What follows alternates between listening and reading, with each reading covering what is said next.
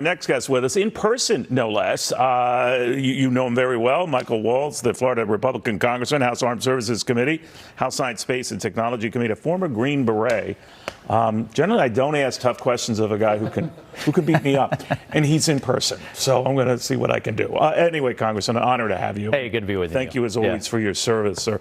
Let me get your sense. So much going on with the economy and all, but you know, the backdrop here is this craziness with Russia, Vladimir Putin, even mentioning tactical nuclear weapons. Right.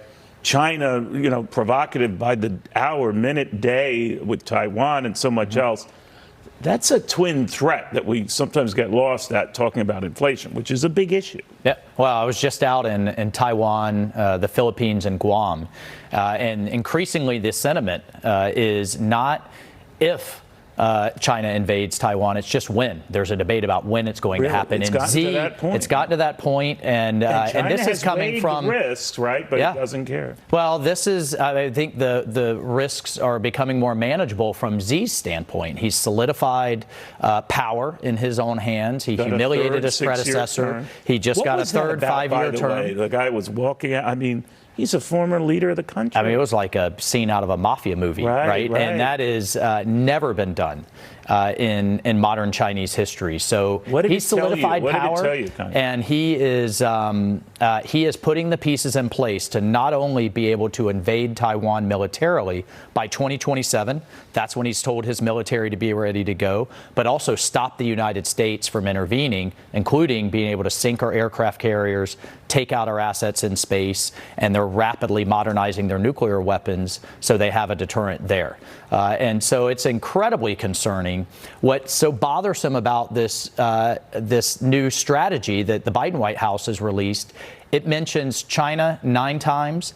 It mentions the various services, Army, Navy, Air Force, Marine, Space Force, once, even though they're in the midst of a recruiting crisis right now. It mentions climate 63 times and says they have to double down on rooting out extremism in the military, even though their own study says it's virtually non-existent. So there is a disconnect between what we know we need to do strategically and what we see this Pentagon actually doing. And oh, by the way, with inflation, the last budget they introduced was a cut. Let me ask a little bit about then their thinking on China. And maybe it's on the view that a lot of people who just follow money say, well, it's not in China's interest to do something like that because they'd be economically isolated around the world, much like Russia has. And they have a lot more at stake. They're a much larger economic power, a lot more money involved. Right. Why would they do that?